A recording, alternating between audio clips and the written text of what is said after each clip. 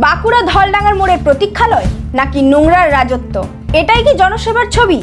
বাঁকুড়া ধলডাঙ্গার মোড়ে যেটাকে বলা হয় বাস স্ট্যান্ড, এখন সেটা যেন দুর্গন্ধের ডাস্টবিন। বাস প্রতীক্ষালয় নয়, এখন সেটি হয়ে উঠেছে নোংরা কাদা আর পচা জলের পুকুর। চারপাশে জল থই থই, কাদা ভরা জমা জল থেকে উঠে আসছে অসহ্য দুর্গন্ধ। এই বর্ষায় যখন মাথার ওপর বৃষ্টি, তখন লোকজন দাঁড়াচ্ছে রাস্তায় জলে ভিজে।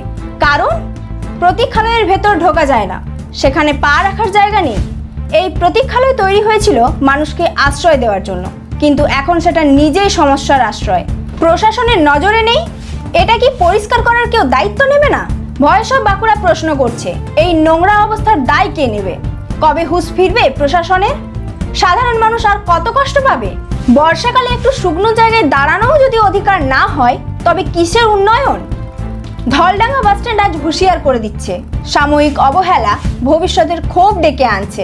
এবার প্রশাসনকে জেগে উঠতেই হবে। পরিষ্কার হোক এই প্রতীক্ষালয় এখনই। ভয়েস অফ বাঁকুড়া, আওয়াজ নয়, প্রতিবাদের সুর।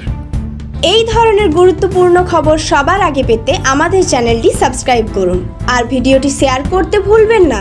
আপনার মতামত কমেন্টে জানান আর লাইক শেয়ার করে ভয়েস অফ বাঁকুড়ার পাশে থাকুন।